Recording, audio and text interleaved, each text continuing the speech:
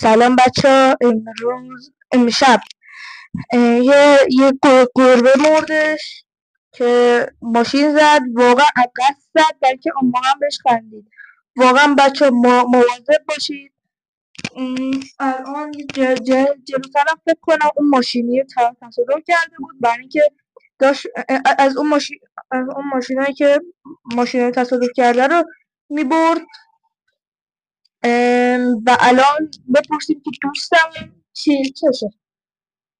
الان بچه من ایلیا هستم، دوست قبسله کیان هستم و اینکه بیارش بالاتر.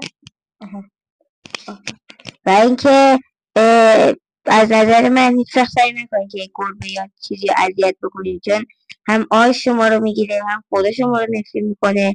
همین که خودتونم اگر انسان باشید یا آدم باشید، خودتونم عذاب وجدان میگیرتتون. بعد تا احتمال داره خودتونم بکشید به خاطر اینکه انقدر عذاب وجدان زیادی بگیرید. اصلا این کار رو نکنید. اونم بگو اون ماشینه رو که چی شده بود. ماشینه فکر کنم خراب، یعنی تصادف کردش، چون که گربه گرفتش، 100% گرفتتش.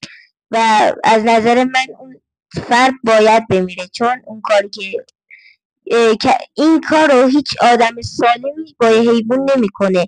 حتما یه آدم مریض یا مست بوده یا در تحت مواد مخدر بوده که این کارو کرده، یا واقعا مریض بوده، یعنی خودش کرده.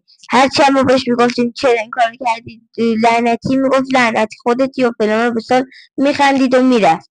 حالا من بهتون گفتم هیچ وقت سعی نکنید که این حیوان یا گربه یا اذیت کنید و هر کس دیگه یا حتی یه مورچه، چون آن شما رو میگیره، به احتمال زیاد میمیرید بعدن، یعنی زودتر از مرگ خودتون.